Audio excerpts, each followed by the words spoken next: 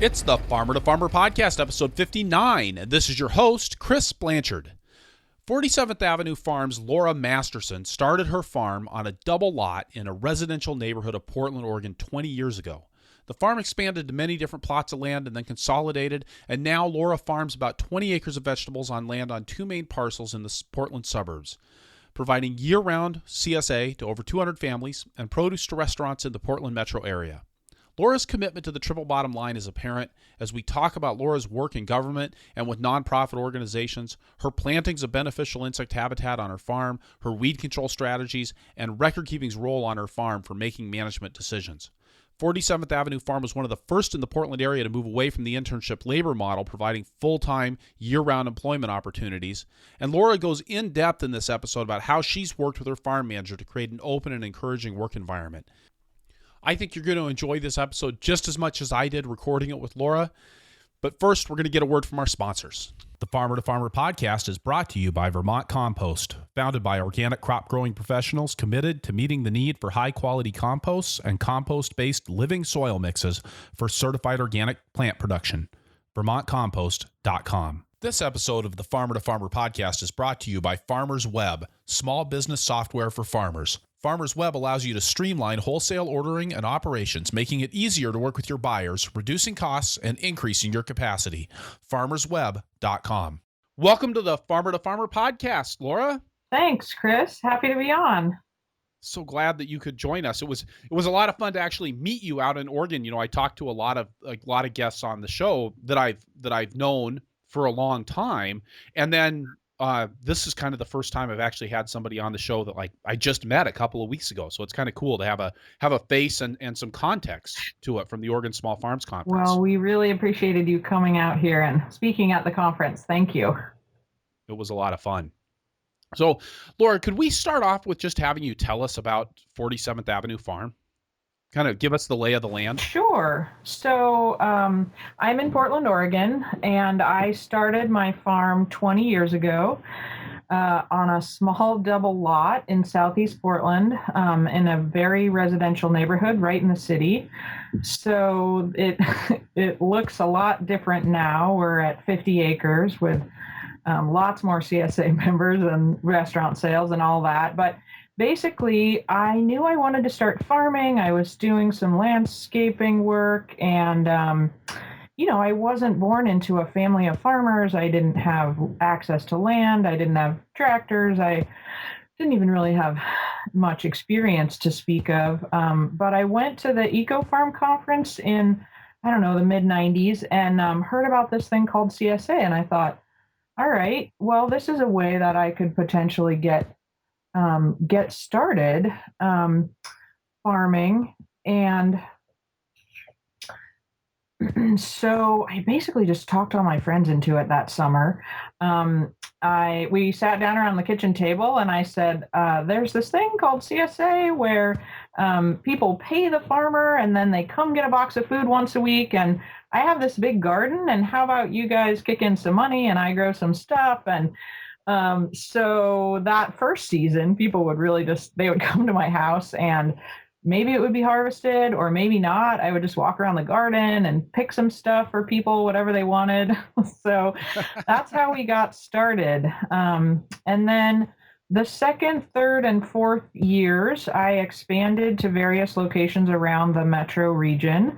We farmed out in Hillsborough, north into Washington, Ridgefield, Washington, east to Gresham. And at one point, 6 or 7 years into it, I was farming 7 or 8 different properties in 3 counties. And that, as you can imagine, didn't totally feel sustainable. But it was really what allowed me to get started was all these leased pieces of ground, and it was a great experience. I feel like I learned a ton working on all those different soil types, all those different people had different irrigation setups. There was different infrastructure, but at some point I'm like, okay, I've learned a lot, and how do I do this more efficiently? So starting, about I guess 10, I was probably 10 years into it. We started working with Zenger Farm, which some people may know is a great farm education nonprofit in Portland. And we farmed their property while they kind of built their nonprofit and educational infrastructure. And then we moved on to another public-private partnership where we currently still are. I lease some land from the city of Lake Oswego, and we run their CSA program for them there. So those two pieces of property were kind of, how do I consolidate? How do I make this run a little more efficiently?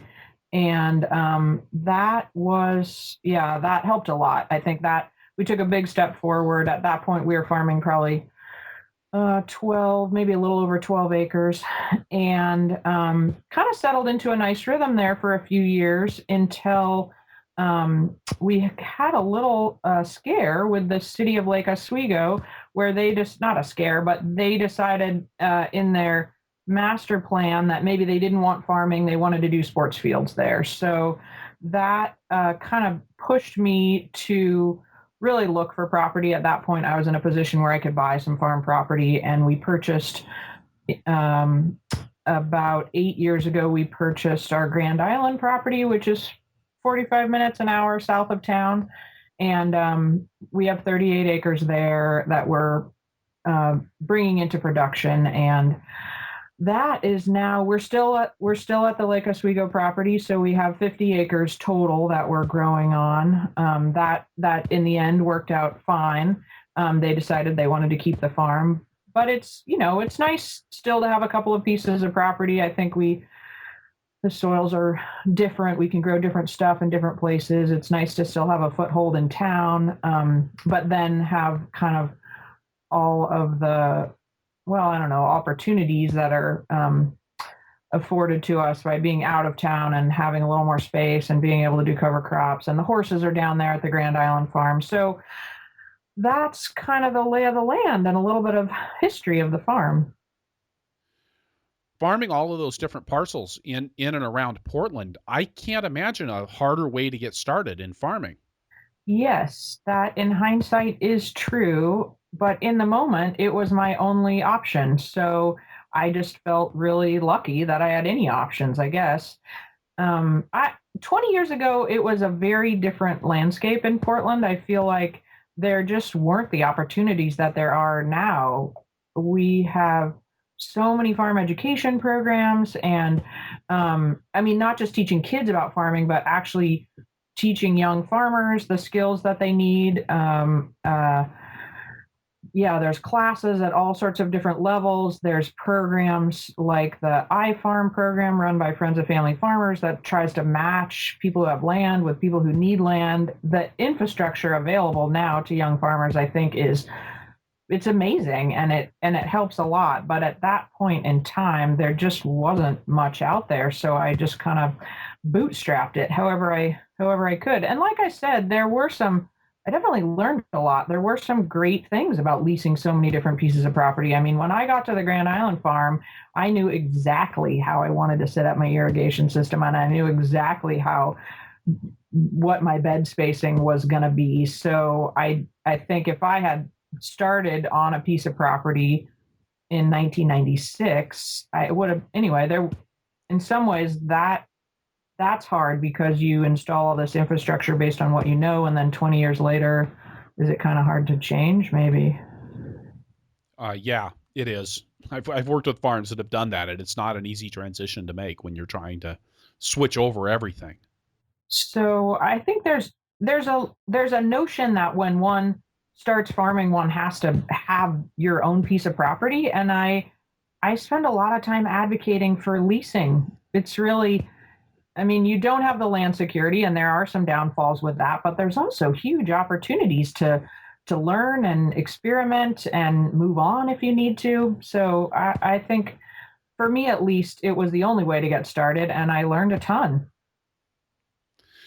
Well, and I know that land access and land and farmland preservation issues are things that you've worked on a lot. Are there things that you've found in lease agreements that are particularly beneficial, or situations that work better than others? My interest in in access to farmland and land use has been more around how to protect farmland in perpetuity. I don't know how much you know about Oregon, but we have some really strong land use laws here, including our urban growth boundaries. And those have helped tremendously limit development. I think what I saw farming for the first 10 years, kind of, well, inside the urban growth boundary, actually in the city, and also right on the edge of the urban growth boundary, was that the land use laws we had in place didn't feel like enough to me. It was really challenging. There was a lot of speculation still happening. There was a lot of uncertainty. People were not investing in farmland if it was on the edge because part of the family was hoping that it would come in and they could sell it for $1 million, and but the other part of the family still wanted to keep farming, but they couldn't invest in it. So anyway, there were just still challenges and problems around that. I think, and then there was also just if we want to keep growing food within striking distance of our cities where all the people are, how do we encourage that kind of farming close in to the urban centers? So that recognition, or kind of what I saw as I was farming on the urban fringe, um, that was sort of how I got started on my advocacy, I think, because I looked around when I saw these problems and I thought, who's working on this, right? My nonprofit experience was with more environmental groups. And when there was a problem, there was always somebody to turn to, kind of. And when I looked around for who was working on these issues, I just didn't see anybody who was really speaking with my voice, like the small farm, the organic farmer, who's doing that advocacy work. And that person or that group wasn't really there at that point. Can you tell us a little bit about the efforts you've made and the groups that you've worked with in that regard? Sure. My first foray into advocacy around farming was really with our local soil and water conservation district. So I don't know how many people out there know about the soil and water conservation districts. They were started after the Dust Bowl, and they were really the local arm of the kind of federal effort to prevent another Dust Bowl from happening. So how do we take care of this amazing resource that we have? Uh, Maintain the soil, maintain good water quality, and they're really farmer focused historically. But when I joined ours, it had when I joined our soil and water conservation district, I was really the first voice of small farming on there. It was a lot of nursery folks, a lot of NRCS folks, and it just seemed like an opportunity for me at this great intersection of conservation, but also farming. So a friend of mine was on the board and he talked me into it. And I was initially appointed by the board and then I was elected. And so it's sort of funny to say, but I have been an elected official for the last 10 years, and I really have enjoyed being on the board. We've gone through a lot of transitions and but we've also done a lot of great work. We're a district that has urban and suburban and rural constituents, and from I feel like if I hadn't been on the board, it would have been easy for a lot of resources to go into the urban areas because people are organized, the problems are already identified, and the need is huge. And what I feel like I was able to do was advocate for small farms in rural areas. What programs do we need? What programs would help? We have done amazing work around riparian buffers, going in and doing restoration and replanting for farmers so that they can reap the benefits of those riparian buffers, but we help defray the cost of them. And the other thing I'm really proud of having done there is helped start a farm incubator program, a farm business incubator program called the Headwaters Program. And that, I think, that came out of some of our conversations about what's the next generation of farmers, where are they? How do we train them? Where are the missing links? And when I started, there were a lot of farm internships available. And then people were who wanted to start their own farm, there was sort of this big gap. How do you get the experience you need to go from intern to buying your own farm? And I think, the extension service covers a lot of kind of technical training, but the farm business incubator idea just seemed like something that would really help bridge that gap from worker on a farm to I have an idea, I think I want to start a business, where do I try it out? And that's what we're doing there, which I'm super excited about, is offering opportunities for folks to start a business, grow a business, and then launch. Well, and I think with the model that you're talking about with not jumping in and buying land as your first step, those farm incubator programs make a ton of sense. Right. When I looked at the landscape, when I thought about my own experience of trying to pull my farm together, learn all the skills, find access to land, and that I just didn't feel like a repeatable event. Or if it's repeatable, it's not sustainable. So the incubator program fills some of those gaps in a way that I'm really excited about, and hopefully will is currently moving us towards the next generation of successful farmers. So, Laura, I know that in addition to your work with the Soil and Water Conservation District there and your service on the board, you've been involved in some other boards of directors and policy groups and have done a lot of work in that area. Can you tell us a little bit more about your involvement in policy around organic farming and local agriculture? I just feel like this is such an important thing for organic farmers to engage in. I think when I saw issues at the local level, regional level, state level, one of the challenges was I felt like our voice is not being represented. And I know it does take time potentially away from the farm, but it just feels like such important work. I mean, we're a tiny demographic. All farmers in the US are less than 2% of the population, and organic farmers are an even smaller fraction of that.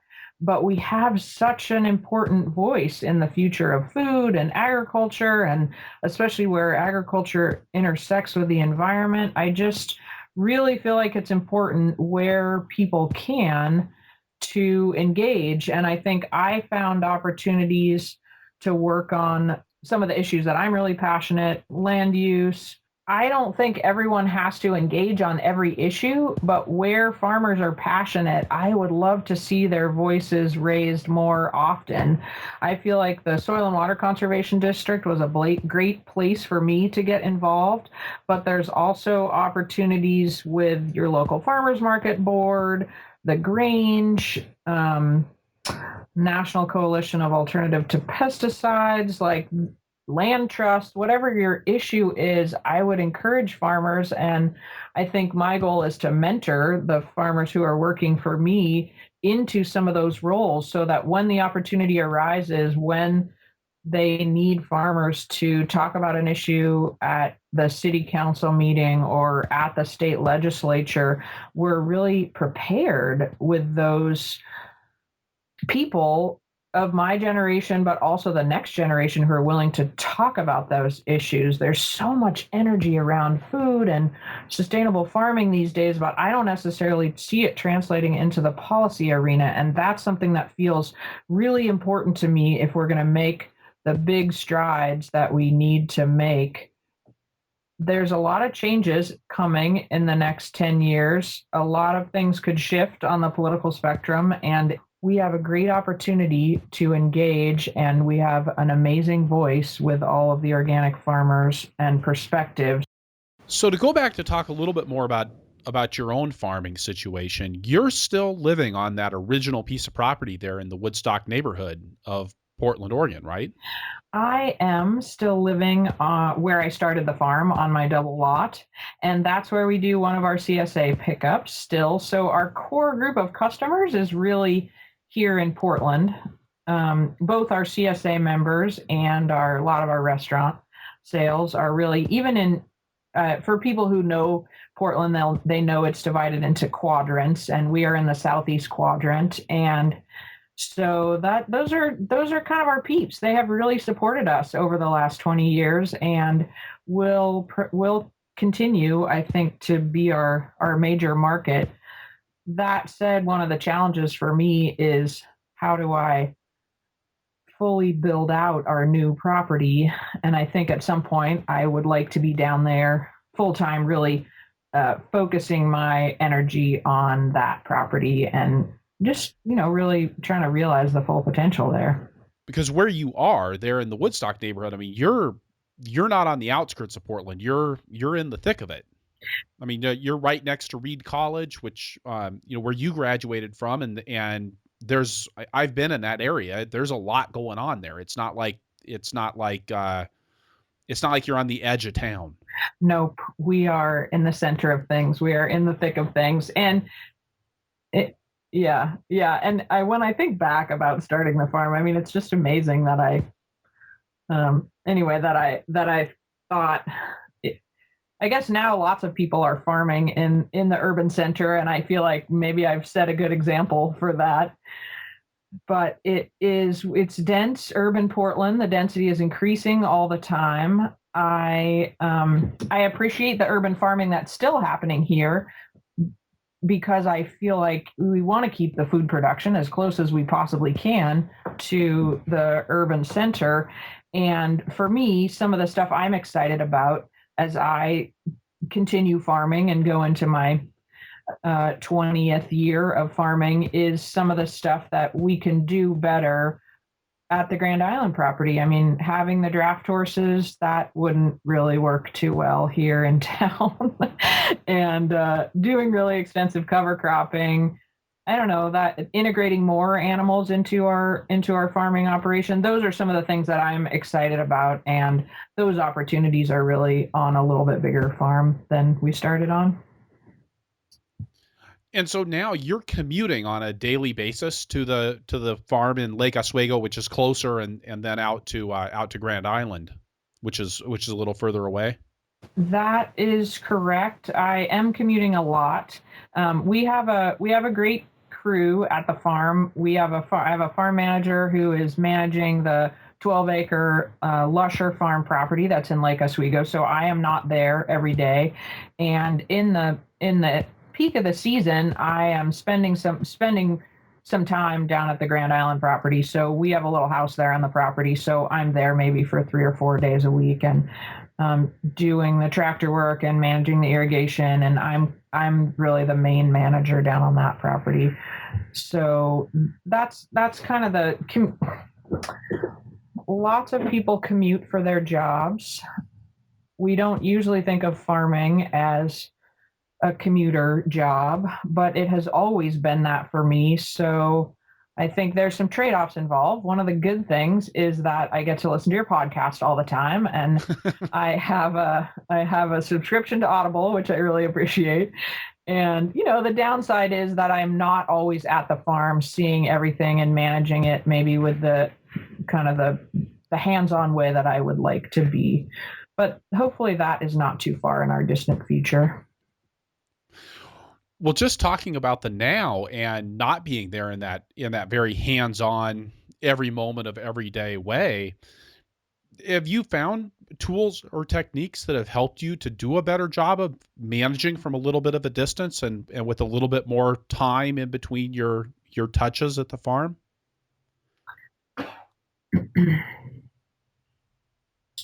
So I think that one of the big opportunities for small farmers is to get better in that leadership and management role.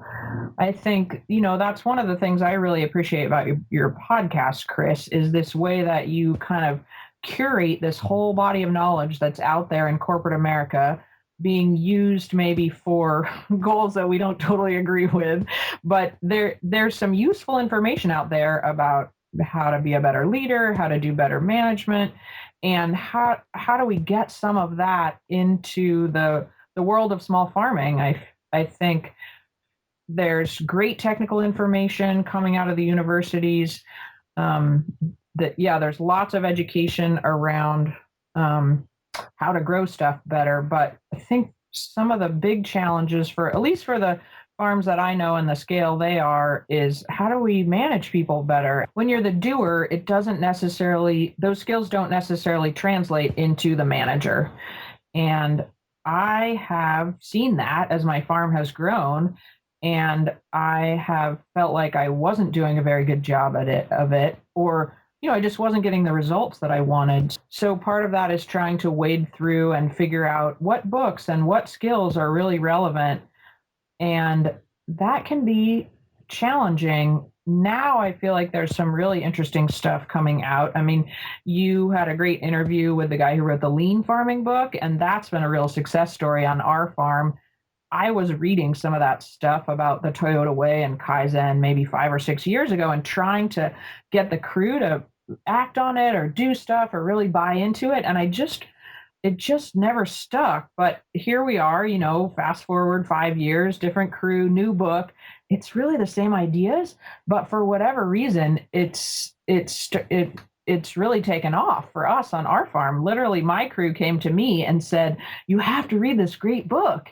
And my job in that regard, I guess, is just to learn how to get out of the way and let them really do a good job. I think that this is one of the real challenges, I think, with any management situation, but I think you take it and heighten it when you have this situation where you're having to turn over large portions of responsibility to other people simply because of the distance that you are from the farm that you're managing at the top. You've got to have somebody who's there in the middle who's also managing, and it's really easy to abrogate your responsibility in that situation. I know one of the biggest mistakes that I made, one of the easiest mistakes that I think you make when you're delegating responsibility is to end up just saying to somebody like, "Great, you've got an idea, you want to do something, fine, run with it." And I know that some of the biggest stumbling blocks that I had as a manager were when I let somebody run with a project without giving them adequate oversight and boundaries. Here's the limitations on costs. Here's what this needs to look like. Let's touch base when we're when we're this far into that particular project that we're working on. Absolutely. So delegation is one of the great challenges. And I think you described one of the bookends, which is go for it and tell me how it works out. And that can be a real challenge or cause big problems if you're not checking in a timely fashion. I think the other bookend and problem or thing people do, which is problematic, is the micromanaging. Right? I've done this thing. I know how to do it. Let me help you, show you, and micromanage you in a way that's not helpful either. So, whatever one's tendency is, I think that's the challenge, is to kind of move towards the middle and figure out how to give people enough responsibility and ownership, but then be checking in a way that doesn't feel like micromanaging and is encouraging, and also just leads to good results and outcomes. And I think you've touched on this in various podcasts and some of the stuff you've written about. Really, to me, a big piece of that is self-knowledge. And I think one of the most important things for me to be a better manager is to be more self-aware. And it's just so easy to feel like feel like you're explaining to people what you want them to do, feel like you're giving them ownership. But I mean, 5 years ago, when I took a hard look at what results I was getting, it didn't matter what I thought I was doing. I mean, I was doing something wrong because I was not getting the results I wanted, and that forced some serious soul searching for me, to really dig in and think about, how do I do this better? What do I need to change in my management style and my leadership style that's going to get me the results that I want? And it's really easy, I think, to blame other people, blame the crew. Kids these days, they don't know how to work hard. That's something I hear from a lot of farmers who are hiring their first employees. And I really feel very strongly that I am, I don't know, it's trite but true. I can only change myself. And if I'm not getting the results that I need, what do I need to do differently? Yeah, I always describe it when I'm doing presentations about management as the picnic problem. That in the computer world, most of the time when you call tech support, you're calling them because of what tech support calls a picnic problem. The problem's in the chair, not in the computer. You know, and in some ways that feels like a really a like a slight. Like, well, shouldn't the problem be in the computer? But I think it's so much more empowering to say, wow, the problem's in me. I'm the one. If Microsoft Word is just a crappy program, then I can't do anything about that. But if it's a matter of learning how to use the program correctly, well, I can fix that. That's something that I've got control over. And I think the same thing's true when you're looking at that from any kind of a management perspective, whether it's, people management or financial management or whatever else. But to be able to say, like you said, the only thing I can change here is myself. And the only thing that I've got control over is what I do and how I act and how I react. And that's what really gives you the power to make change in your farming operation and get the results that you want. Absolutely. So I think I was able, I don't, one of the things I did with the crew last year, which was kind of fun, was, I don't, do you know the Enneagram? It's kind of like the Myers-Briggs program. It's a little personality test. Yeah, I'm not familiar with it. The Enneagram, it's called, and it's similar to the Myers-Briggs, but it's much less expensive and it's just kind of fun. And so as a team, we went through this and everybody did their personality type. And then we talked about these different personality types, and they all come with strengths and they all come with challenges. And so it allowed us to talk about some of the challenges we were having as a team in a way that didn't feel personal, right? If you're, or I shouldn't say, if one of my challenges is that I so I'm a number 9, I'm a peacemaker, and I like it when everyone's getting along. So conflict is really challenging for me, and it's hard for me to tell people things that they don't want to hear.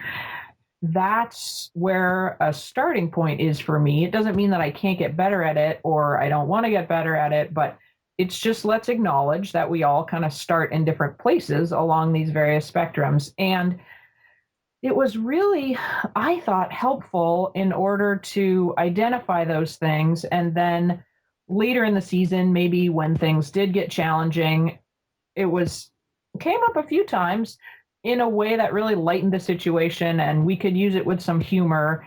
And, oh, I'm being a little bit like that, and this is something that I'm trying to get better at, rather than allowing some of those conversations, which in the heat of the season can devolve into some really unhappy crew dynamics, using it as a way to sort of laying the groundwork in the beginning of the season so we have some context for maybe talking about some of these challenges that happen when you're working with a diverse group of people. I really like how you put that it gives you a way to talk about things that aren't talking about the people. Wow, it's really hard for me as a number 9 to sympathize with a number 5. I'm just making that up. I'm not familiar with the Enneagram thing, but it becomes a lot. It becomes less about, gee, I don't like you and I don't like what you're doing, and it becomes, like you said, more about talking about things and ideas. And I think that's so much more. Well, Ken Blanchard talks about this in the 1 Minute Manager. He always says you want to make sure you're talking about the work and not the person. Right. And that's what really makes it's what makes makes us able to make corrections, whether it's retraining or reprimanding people, without having it be something that has to be a blow to somebody's self-esteem. Right. And I guess I would take it maybe even one step further, and that is, how do you create a culture of continuous improvement? Because really, that's that's that is my life's work. I love farming, and farming's really important, but I'm also working on myself, and I have some quirks and I have some challenges, and I don't just work on those, after 5 o'clock when I come home. They are evident in my work on the farm. And I want to create a culture on the farm where everybody feels like this is how we're all going to move forward. We have our foibles and we're working on them. And maybe, your default is to be really detail oriented, and that gets us into trouble. And maybe, somebody else's challenge is not wanting to see any of the detail and kind of always blazing forward, and not maybe somebody else's challenge is always blazing forward and forgetting to loop people in. And those are part of who we are. But as we all want to get better at our jobs, talking about some of those kinds of quirks is part of how we move forward. It isn't just about, can I drive the tractor in a straight line, or did I record the harvest data, right? The challenges of different personalities is it. I don't know. For me, I want to include that piece with my crew in the conversation so that we're all allowed to be whole people at work. So I'm really interested, Laura, in how you do this with both long-term and short-term employees. I know that one of the challenges that I always had as a manager of people on the farm was that the lion's share of my employees were going to be there for just the one summer. Do you have a long-term crew in addition to your farm manager, or are you making these kinds of investments in time and emotional energy and intellectual energy for somebody who's just going to be with you for 4 to 6 months? We have about 10 people who work with us in the summer, and I would say a little over half that stay at least for one additional season.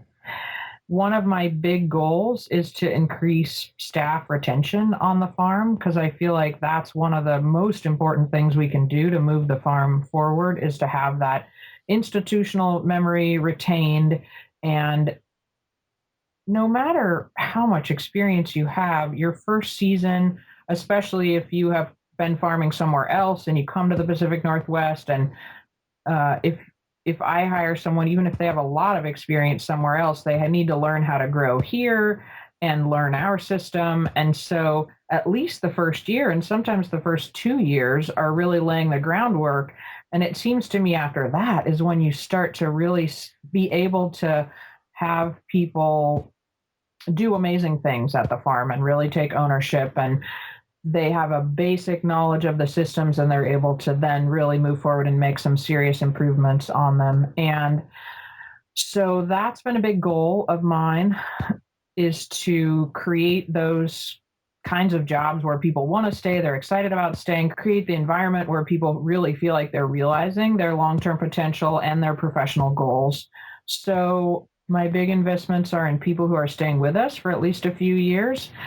And I think there are ways to get people on board who are just seasonal employees. I think we could do a better job of that. And I think as we kind of build out the system, what does it look like? What are our best practices? How do we introduce folks to this in a way that doesn't take a whole day to do sort of team building, but is interspersed as we're training people, as we're doing other stuff? There's a culture that I think we're starting to create on the farm where when you're weeding carrots all day with somebody, this is some of the stuff that you talk about.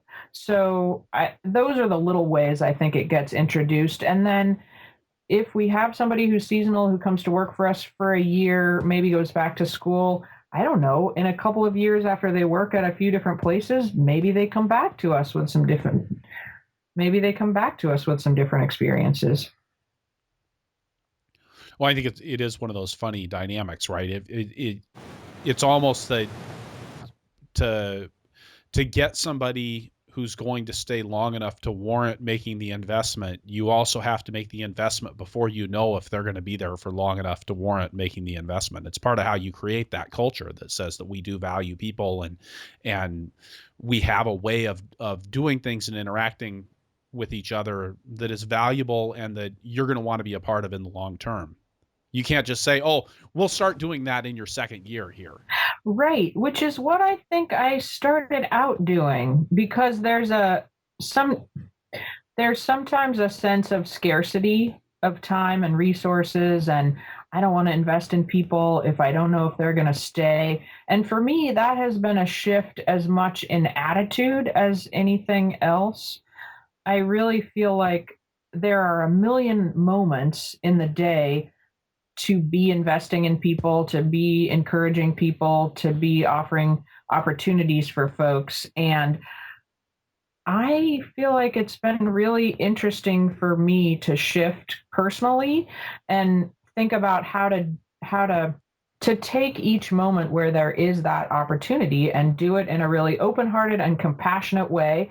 And then if I only have 5 minutes, that's the time I take, but I've spent it. I haven't not done it because I didn't have an hour.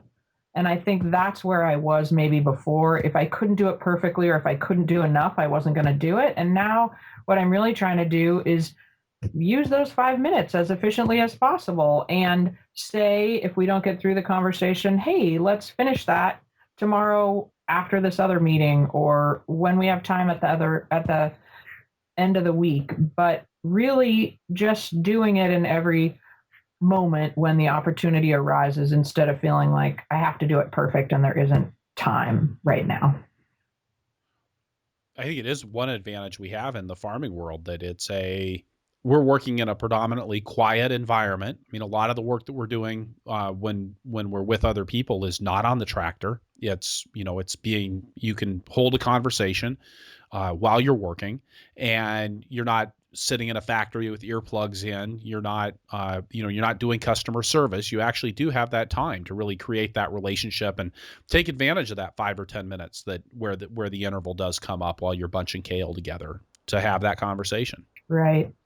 I think that leads to an interesting conversation, which I had with the crew last year, which was about how much are we plugged in on the farm.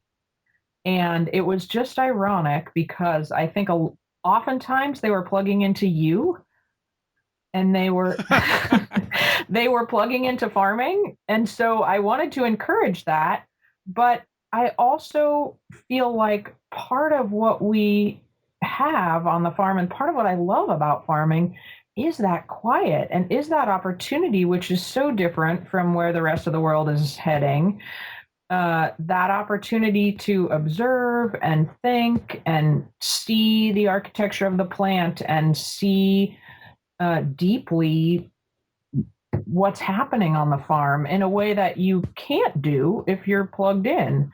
And so, anyway, it was a really interesting um, conversation to have with the group. And I think initially there was a sense that I was going to take all their devices away, and there was some resistance to that. And that was not my intention ever. But when we circled back around to actually have the conversation, they were very thoughtful about it, and we just set out some guidelines, which 5 years ago I wasn't even thinking about. But when do we want to have the iPod and the earbuds in on the farm? If you're going to be on the BCS for 8 hours, then probably you do want to have some earbuds in. But if you're working alongside somebody, and if you're harvesting and you need to be counting, or if you need to be having a conversation about is this bunch big enough and what's the time, and then that's not appropriate. So I think it'll probably be an ever evolving conversation, but it was just not something that had occurred to me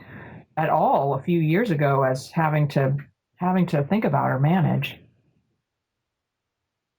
I really think that's important. And I remember reading in an employee manual back when we were trying to put ours together for our farm. This would have been, 15 years ago, but a biodynamic farmer basically saying we don't do music on the farm.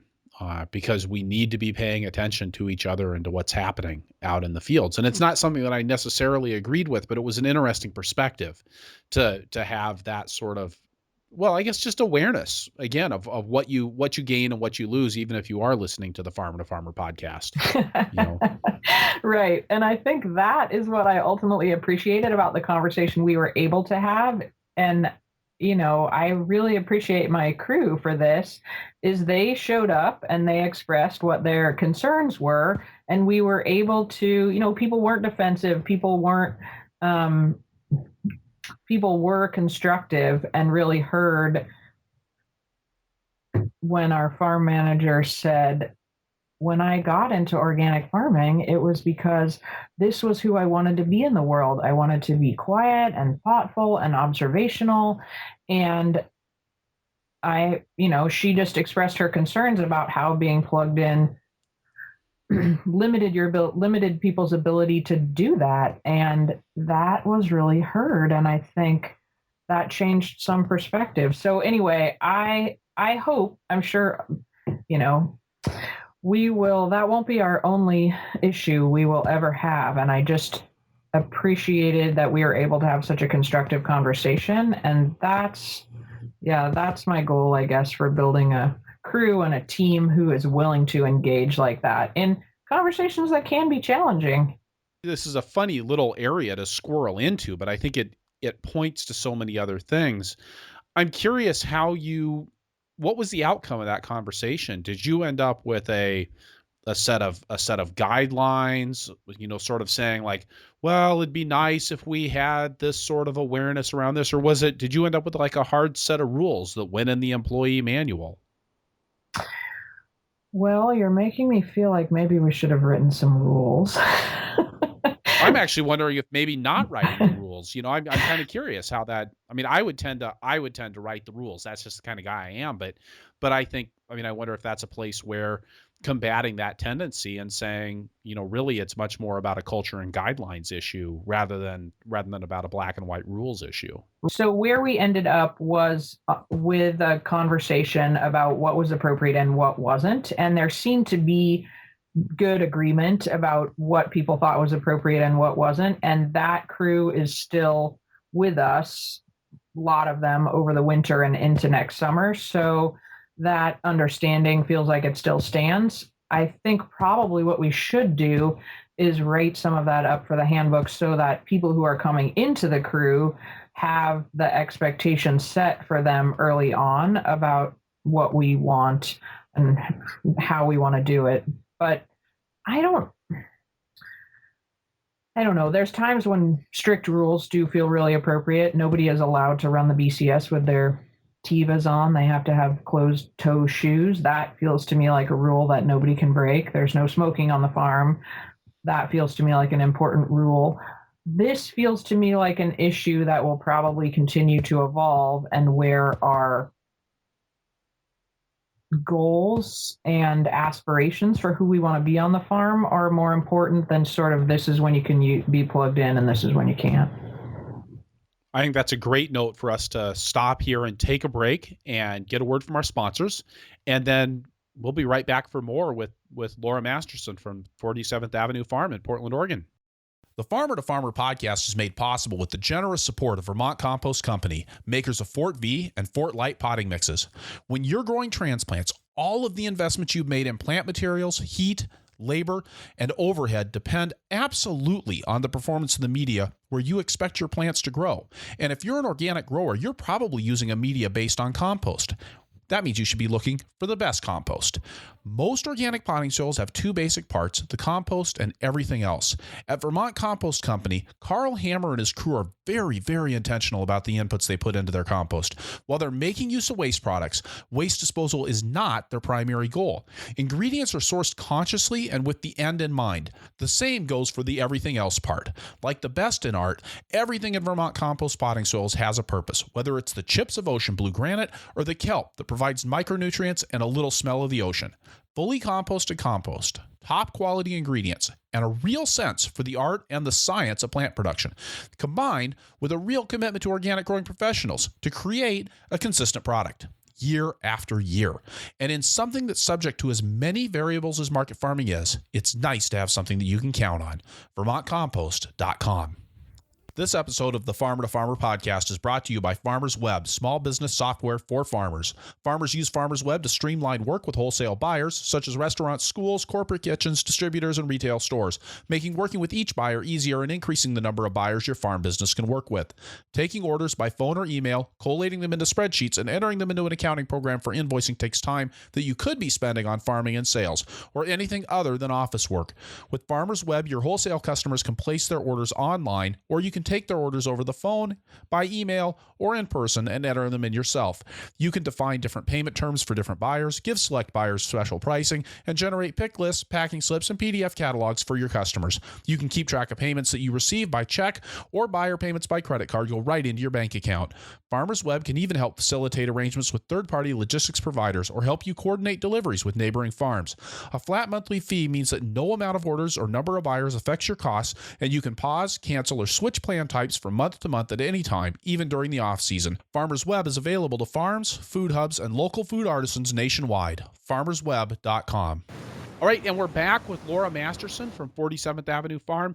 And Laura and I were talking just a little bit over the break about this whole how things are structured on her farm with her as kind of the farm owner and then a farm manager at Lake Oswego and then a crew underneath. And Laura wanted to reflect just a little bit more on that. I think the main thing that I wanted to express was just some appreciation for our farm manager, Jenny London, who has worked with us for the last 2 years, and what a great job she did creating an environment where that kind of conversation could take place, where we really were able to say to people, hey, this is something where we have some concerns, and people felt heard when they expressed their concerns and didn't get defensive. And she was really responsible for building the team that's there now. And I can take credit maybe for setting the intention, but she was the one who was there on a day-to-day basis, really building people's skills, but also building people's trust so that when some of those harder conversations came up, they were actually easy because that had been established already, and people felt like it was a safe and constructive environment that they could engage in hard conversations. And we got to some great outcomes. You know, you see this if you work around human resources stuff enough, you see a lot of statements about safe and constructive environments, and you see a lot of places where that's complete and utter bullshit, despite what's written in the employee manual. I'm curious if you have any insights about what Jenny's done to make that the case. I think there's a couple of things that happen. There's a way that she shows up that makes everyone know without a doubt that she cares deeply about them as a person. And there's a lot to get done, and she doesn't shy away from that. So I think some of it is just balancing those two things. And she just did it in a really amazing way. I feel like oftentimes I land on the side of, we have all this to get done, and I am not as good as, or I have learned a lot from her about also showing up for the people. And that doesn't take any more time. It's like I was saying earlier, it is about an attitude and an approach and being really open and compassionate and not feeling like that somehow compromises your ability to harvest fast or hoe quickly or get the tractor work done. And I don't know why that dichotomy exists sometimes, because at this point it feels like a false dichotomy to me. But I would say probably 5 or certainly 10 years ago, it felt real to me. Like either I could do one, I could be really focused on efficiency, or I could be really compassionate with the people. And I think what Jenny does such a great job of, and the intention that I have for the farm, is to really be both of those things. We've all seen or worked in places where they talk about that and they don't actually do it. There's a bunch of political, or not even political, but just gossiping and backbiting and defensiveness. And that is so unconstructive. I think I read in a Harvard Business Review article one time that was the largest source of loss of productivity in the workplace today. And I would believe it. And so how do we create a place that is not that, where people really want to engage fully and constructively, and they want to bust it out? So those are my aspirations for the farm. And I really appreciate what I have learned from Jenny about how to do that better. It might feel like a little bit of a forced pivot here, but I'm gonna try to tie this all together and say let's pivot here and talk about some of the things that you've done on your farm and approaches that you've taken that aren't just about the production of vegetables. You've done some interesting work, I think, with insectary hedgerows. And you actually came out of Reed College with a background in microbiology. I do have a degree from Reed College in cellular biology, and I think that is not exactly put to use right now. But one of the things it did provide for me was I am not afraid of science. I am not afraid of digging in. I didn't take a lot of plant classes at Reed College, but I don't mind reading abstracts or really digging into the scientific research. Latin doesn't scare me. Calling the researchers at OSU doesn't scare me. So, in that way, I really appreciate my education.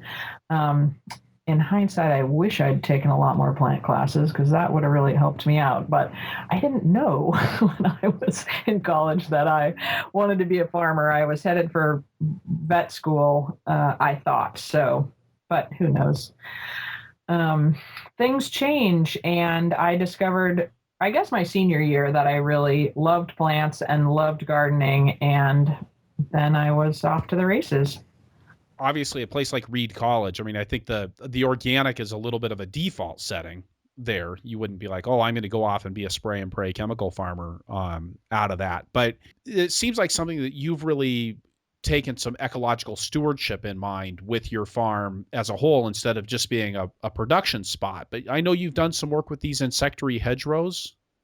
Right. A few years ago, we planted our first insectary hedgerow, which I am super excited about. I think I had been watching for several years what different farms and different people had been doing, and really struggling with some of the management challenges associated with having beneficial insects and having hedgerows on the farm. So sometimes when they're planted really close to fences, how do you manage that? How do you keep the blackberries out of the fence row? And how do you find the time to weed the hedgerows? And some places that I was watching, especially where they had lots of volunteers or a nonprofit involved, they would do crazy amounts of mulching, but I didn't have any materials for mulch and I didn't have any volunteers. And so I spent a few years sort of just watching and learning. And I think one of my take homes is, how do I set up the hedgerow in a way that uses the equipment that I have and really is more like farming? So, what we did was a single row of plants parallel to, but about 8 feet away from the fence so that we could take the mower on the tractor right up next to the fence and try and keep the weeds down that way. We're about 3 years into our hedgerow, and we have been maintaining right up to the plants with the BCS actually. So that's just like we do out in the field, and it's just something that the field crew does in addition to weeding or BCSing all the rest of the beds. They just go around and do the hedgerow as well. And that has really minimized the amount of quote unquote extra work that we have to do. And it's kept it pretty darn clean. So I'm excited about that. I think in the next few years, it'll be interesting to see as the plants get bigger, we won't be able to get the BCS right up next to them because what we've planted are native shrubs in the 6 to 12 foot range, something like that. I didn't want to shade any of the farm fields, but I wanted the plants as big as they possibly could be in order to maximize the benefits to the beneficials. And I think what we'll do is probably depend mostly on mowing and maybe a little bit of weed whacking to keep the weeds down. I think we'll probably plant some dwarf clovers underneath the hedgerow and see if that can smother out some of the weeds. But it's really for me, it was about how do I make this as easy as possible within the system we already have. So the other thing I would say about it is it's not going to need irrigation forever, but obviously newly planted stuff does need irrigation. So I laid it out in a way that it was easy to reach with the irrigation setup that we already have for the field. So that was the other thing that was helpful because I've seen people struggle when it's hard to get irrigation to stuff. You just don't necessarily do it in the middle of the season because there's too much else to do. So those are some of the things that I feel like were management problems in other situations that I feel like we were able to solve in our system. So I hope in another 3 or 4 years, we'll have big, beautiful plants. A lot of them are just starting to bloom now, which is exciting because we don't have much habitat on the farm this time of year for the beneficial insects. And now's when we need it to build up the populations. So, yeah, I'm excited about how that's going to progress. And hopefully it will be a part of the farm that just keeps improving over time. But certainly something of a long-term investment with those, because you said you're not really seeing results from those yet. No, we're not seeing results for them yet. I do feel like it's a great long-term investment. We need more habitat on the farm, and this seemed like an easy way to do it. Those plants that we chose are ones that are blooming in windows where things are usually scarce this time of year, just generally in the landscape. So and it's beautiful. I think part of, for me, I don't know if I was going to put a percentage on it, it probably wouldn't be able to be very big, but I feel like there's some things I want to do on the farm just because they're beautiful. And this is one of them. In addition to providing all this amazing beneficial insect habitat, songbird habitat, it's also just blooming and so beautiful right now. And of course, you're in the Pacific Northwest, so things are actually blooming. Here in Wisconsin, not so much. So remind me how many acres you're actually growing in vegetables right now. We have about 20 acres in vegetables currently. That number is always a little challenging. We have 50 acres total that we manage, and some of that is in cover crops, some of it's in pasture, some of it's in bare fallow, and some of it is in vegetable production. So we are using the BCS in the more intensive vegetable production parts of it. We're doing a lot of tractor cultivation. I have two Alice Chalmer G tractors, both of them electric conversions, which I love. I don't know if you've ever gotten to ride or use a electric G, but they're so quiet and so nice. So I'm a big fan of those. I also have a little cub, which we do a lot of cultivation on. One of the things I feel like I've been able to do really well at Grand Island since we've been there is weed control. You've talked about this. I know I'm not the only farmer that this has ever happened to, but I feel like I spent the first few years of my farming career learning how to grow weeds really well. Yep. And that was a big goal of mine when I got to Grand Island was how do I get this under control? I know it's possible. I know we can do it. I know we can get it dialed in. And I'm really proud of our weed control down there. We do a lot of cover cropping. We do a lot of bare fallow.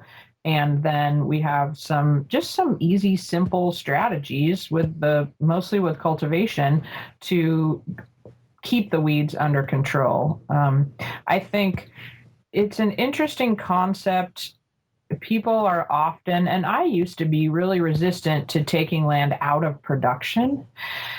And I know small farmers who say, well, it's easy once you're bigger, then you can afford to take land out of production.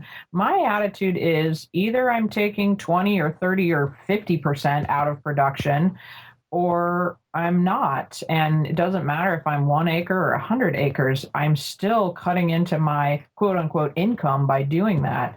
But what I've seen is that when I am able to do that, the return on investment is exponential.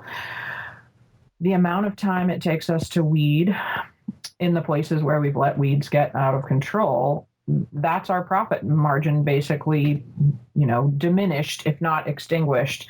Spending a little bit of time in the season before doing a bare fallow, spending a little bit of money on cover crop, those investments pay for themselves in spades, and we are not trying to control the weeds so much in season. We're trying to prevent them. And that's been a huge shift for me in the last 5 or 6 years. And I think it's one of the biggest changes that I've been able to make on the farm. And the return on investment has just been amazing. And do you feel like that's something that you have been able to make because you have the extra space, or is that something that you could have done without having the expanse of land that you have now? Well, if I knew then what I know now, I easily could have done it when we started at the Lusher Farm property in Lake Oswego. But you don't know what you don't know. So I didn't have the technical knowledge, I didn't have the mechanical knowledge to get all those systems in place. And maybe I had to learn the hard way just how expensive it is to have a seed bank like that in your vegetable crops, and really feel motivated to do it a little bit differently. So in hindsight, it feels to me like something that anyone can do at any scale. I think scale is a misnomer. It's either 10% of your property and your income offline for a certain period of time, or it's not. And I don't know how to. I don't feel like I could say it strongly enough. Managing weeds has changed my life. I'd like you to talk more about that. I mean, in particular, because it goes along with something that I'm always saying, out on the circuit. But right. So tell us more about how managing weeds successfully has changed your life. Well, one of the things that I have worked hard on our farm is record keeping. And we are getting ever closer to having accurate enterprise budgets for our different crops. And I really appreciated the work that you did when you came to Oregon to help us out in that department. We have a great collaboration between Oregon State University and Oregon TILF that is helping to find some best practices around enterprise budgeting and record keeping for that, because as we all know, small diversified operations, the record keeping challenges are tremendous. So as I keep more records and as I am able to use those records, it is just so easy to see that weeding once a week in a crop all but completely erodes the profit margin. And what I see at Grand Island is we're weeding maybe once a month, and it's so much faster because there isn't a carpet of pigweed. There's just a few stray weeds. And when you put pencil to paper, the difference between all that weeding and hardly any weeding is the profit margin for the crop.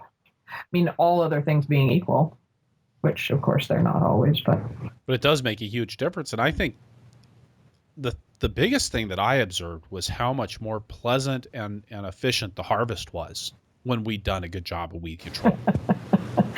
Yes, there's also that. I mean, harvesting arugula in a weedy field is just not even worth it.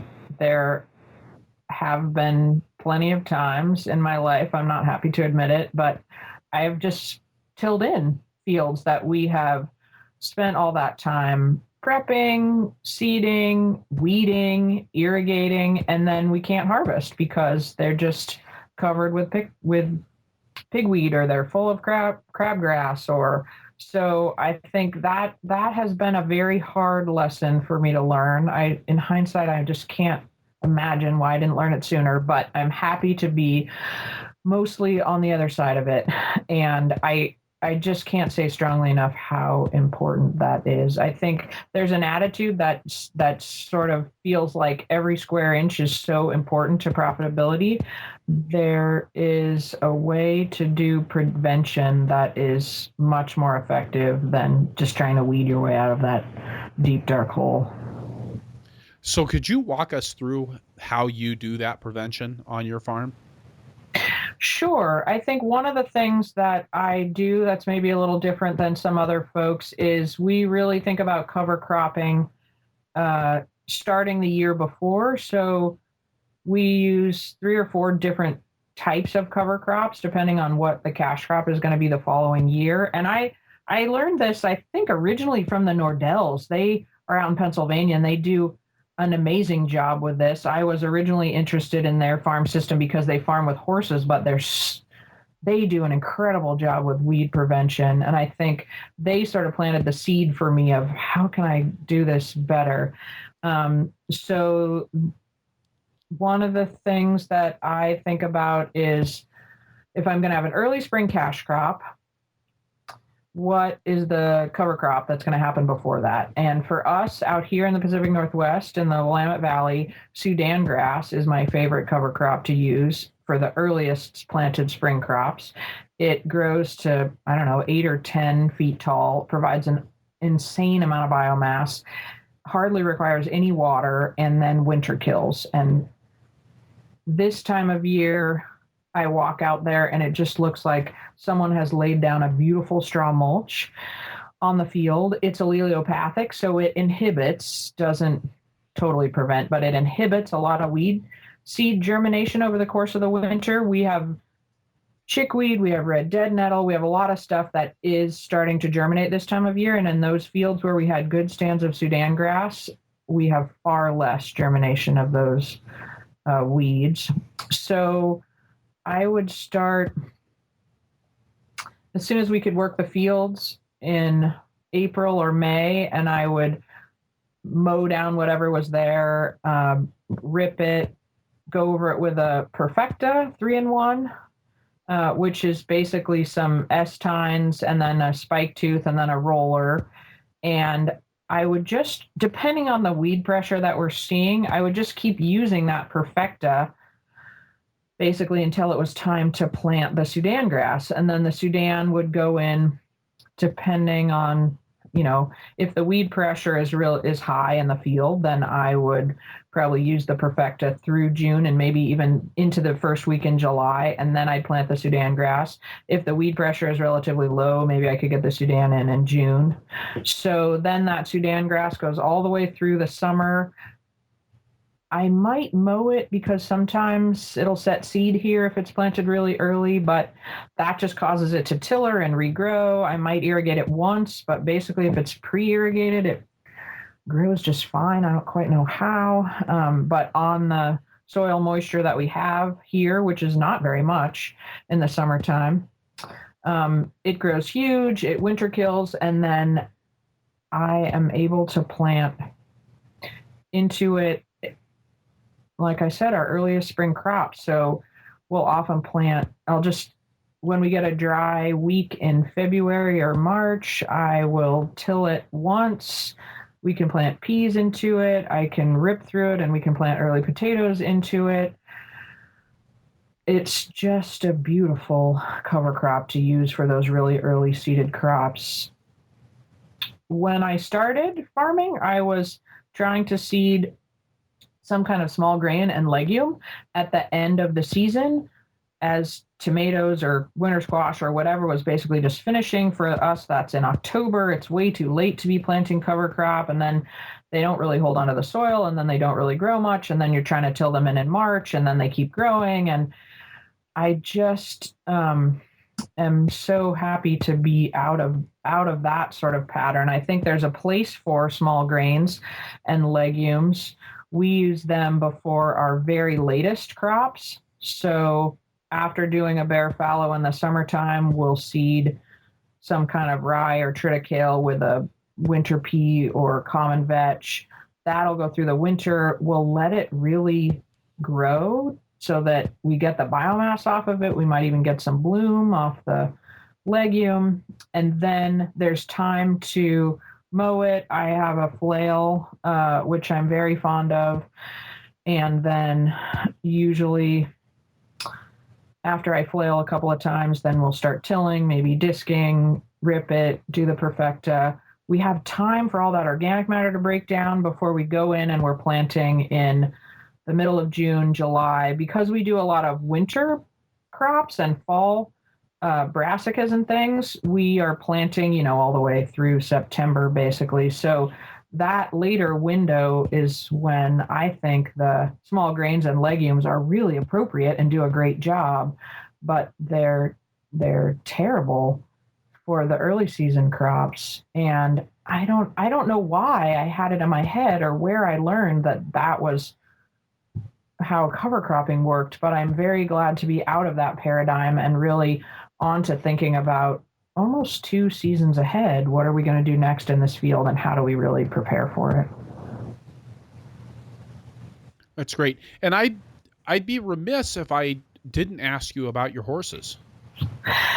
I have a pair of beautiful Belgian mares named Patty and Bonnie, who I love dearly, and I feel like that's one of my great joys and challenges is figuring out how to make the time to drive the horses and really integrate them into the farm system. I would say there's still a lot of potential there, but it's something that I love to do, and hopefully, as we get down there more, I will get to do even more of even more of it. So, and I really appreciate we have a great kind of community of horse farmers here in Oregon, and I love about it, maybe that, like some of the other old tractor equipment, it's really not just about doing it the way people used to do it, but really thinking about how this old equipment and this old style of working is appropriate in our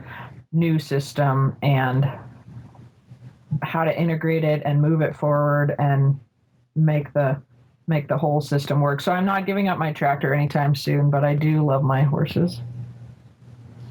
But they're really just a part of the operation rather than I would say a feature of the operation for you. Do you have particular kinds of work that you like to do with the horses?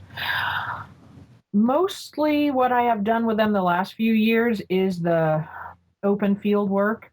So the bare fallow, in addition to using the Perfecta on the tractor, I love to get out there with the horses with the disc and the harrow. So depending on what kind of weeds we have, if they're not deeply rooted, if they're just small thread stage annual weeds, then the horses with the big harrow works great, and disking with them is a lot of fun. So I would say that bigger open field work is where we've mostly used them. Oh, actually, and seeding the cover crop too. That's the other thing that we've done a lot of. I have a little grain drill, and we've drilled acres and acres of cover crop, so that's kind of fun too.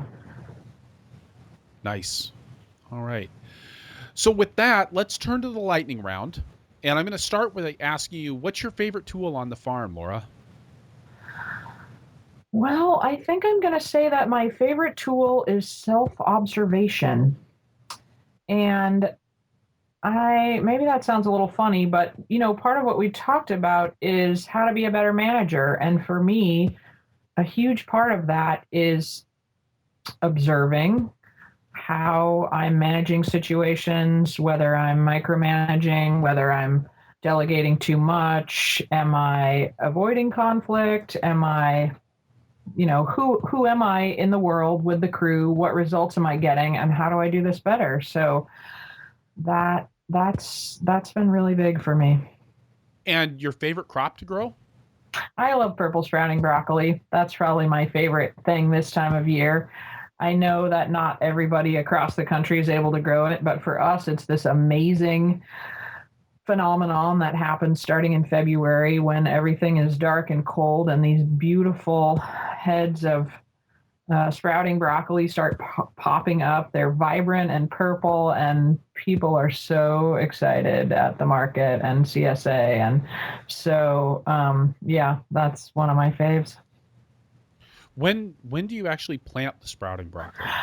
Well, so we plant all of our fall and winter brassicas in July and August. So the sprouting broccoli goes in sometime between August 1st and August 15th. And it's a long haul. Those overwintering broccoli, cabbage, cauliflower, They're in the ground for a long time. They take a lot of tending and managing, and hopefully we don't have a freak freeze that kills them all. That doesn't happen very often, but when it does, it's very sad. But we're lucky here in the Pacific Northwest. We have a really relatively mild maritime climate that allows us to do a lot of crops in the winter, including a bunch of different kinds of overwintering brassicas. Right. And what was the last purely recreational activity you did? And listening to Audible on the way to work doesn't count. Oh, let's see. This shouldn't be so hard to think of. I'm about to go on vacation for a week with some college friends of mine, and I'm super excited about that. So, I'll let you get away with that. That wasn't exactly the last purely recreational activity you did. We'll go with that.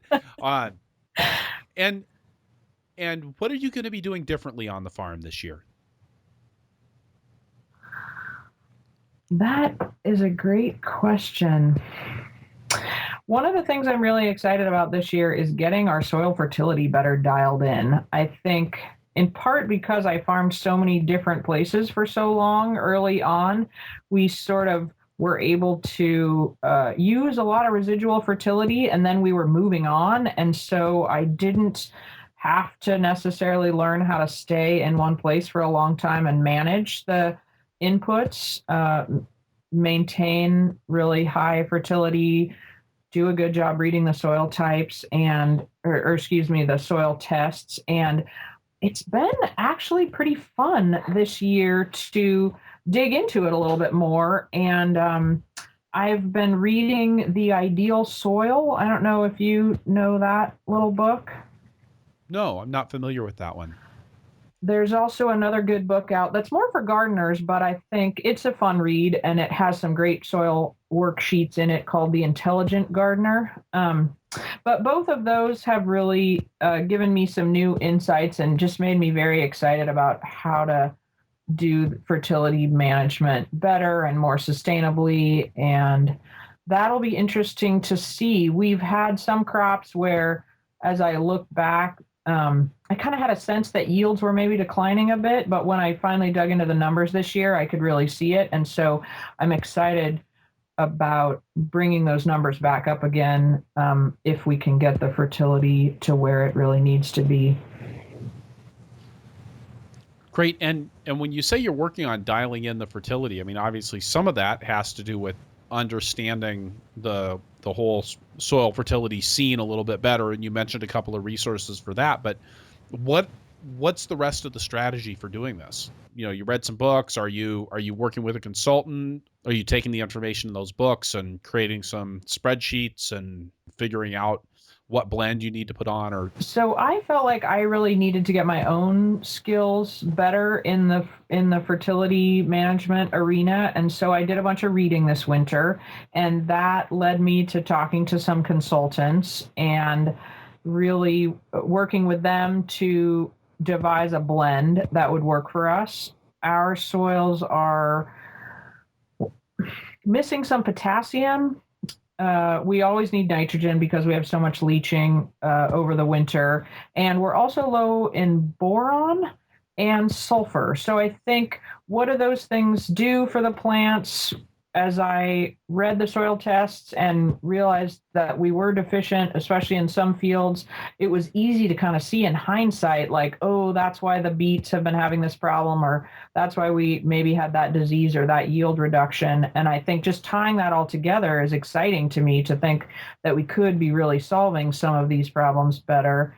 And I'm also, I mean, it's a little bit expensive, but I sent some tests off to a couple different labs because I think that is also interesting too, to hear through the grapevine that folks are not always getting the same results from different labs. So that'll be an interesting little experiment. But I just feel like there's the opportunity to always be doing this better. It's maybe one of the things I love about farming, and that what keeps me going is that every time you kind of solve one problem, there's always the next puzzle that is presented ahead of you, and there's always more sort of intellectual challenge. How do I figure out the soil fertility and what blend, and Can I get the timing right for the application? And does it need extra nitrogen? Do I do side dressing? Do I do foliar?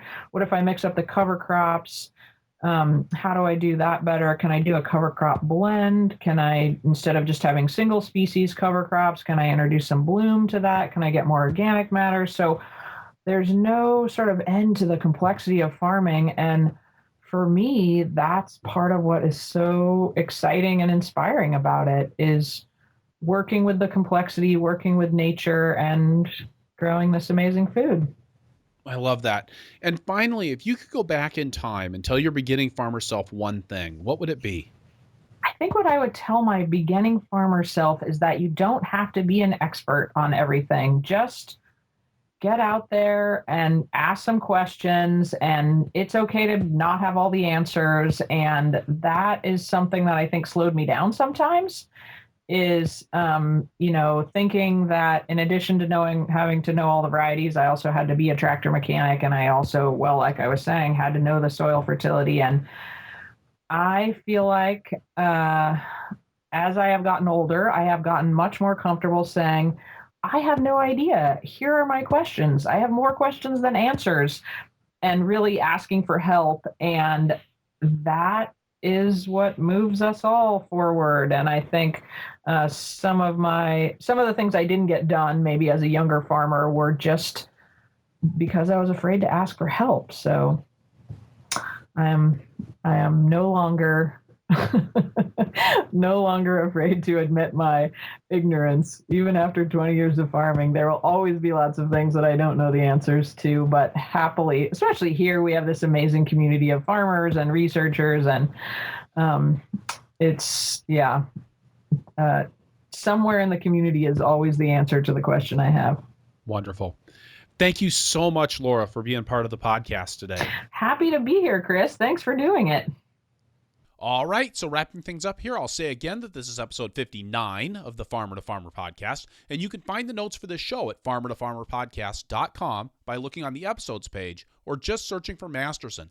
That's Masterson. In addition to the podcast, I do publish a newsletter over the email. You can sign up at farmer-to-farmer-podcast.com or purplepitchfork.com.